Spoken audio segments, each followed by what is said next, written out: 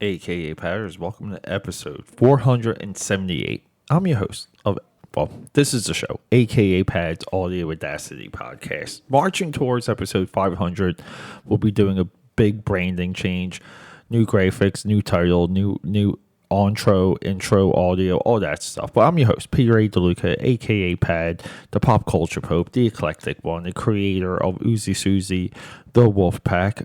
Wolfpack trading cards available right now at akapad.com. Also creator of Trial by Fire. We are still making it. It is a year late, but hey, come on, let's go. But anyway, so this is where we do movies. We just talk movies here. Sometimes it's personal anecdotes. Sometimes it's the final analysis, because I'm coming from a generation where we saw a slow crumbling, burning of film criticism, the ideas around it, the theories around it. Social media wiped it all out. And we're kind of in this like postmodern phase where something comes out, you love it or you hate it. It's either the best or the worst. So anyway, moving on though. So many of my movie commentators, this is what pisses me off. Because people just, when someone passes away, everyone jumps on it. Like they need those social media likes. There is nothing more pathetic. I'm so, if you've done that and you're listening to this, it's pathetic and it's desperate. I've done it before, but I've done tributes to when these people have passed. And that's what this episode is. Episode 478 of AKA Pad's Audio Audacity podcast is a tribute to maybe the top tenor, Wolfgang Petersen. Now, I play the top 10 game just because it's fun. But this guy, I've seen nearly every single one of his movies. Every single one of his movies is a staple for that genre. It is deep. It is diverse. It's exact, like a X-Acto knife. It is a sniper bullet coming to you from a mile away, meaning it's precision. What he has done is precise. But he has passed away. I believe he was 81 years old. Let me just double check. 81. I don't want to get into how he died, where he died, the circumstances around that. I just think that is absolutely depressing. But I thought I would honor Wolfgang Petersen and just tell you about some of his movies and what my take is. And let's go year by year. Okay? Let's just do that. Let's just honor Wolfgang because no one else has. And it angers me that no one is really focusing on this guy.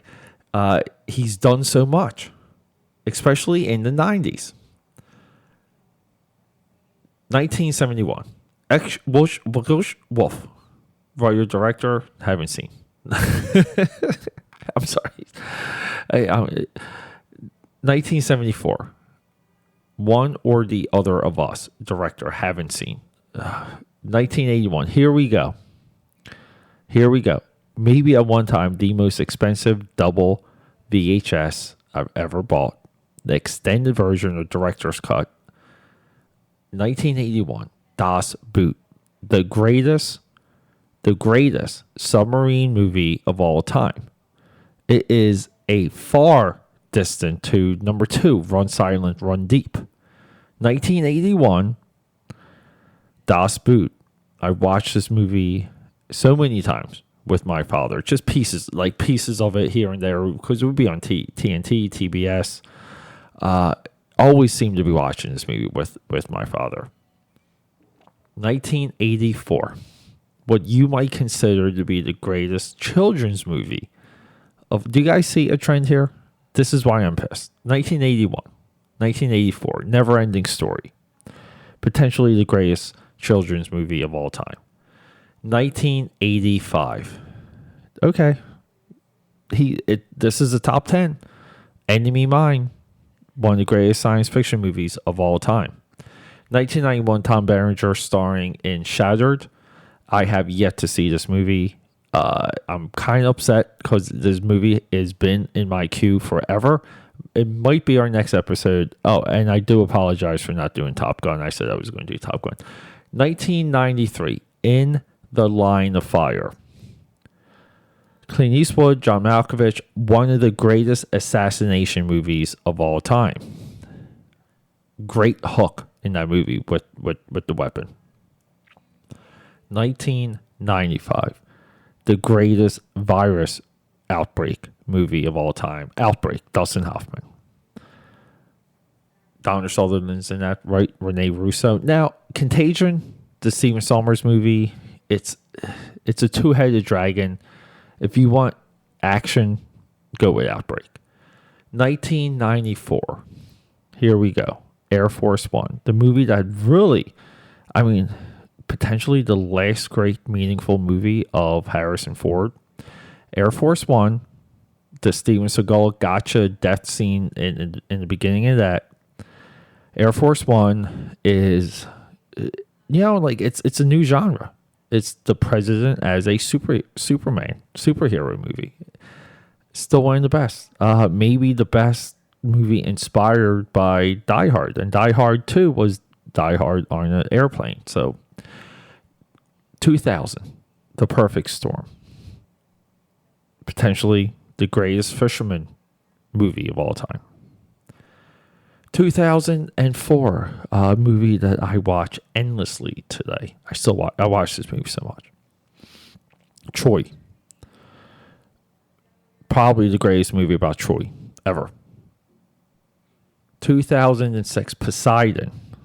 It's a remake from the Poseidon Adventure. And we're still doing disaster movies from the wave that or the inspiration from Independence Day. 11 years later, right? 9 years later. Poseidon is one of the greatest remakes of all time. It's such a good movie. And now, in 10 years after that, in 2016, we have Vergurgen de Bank.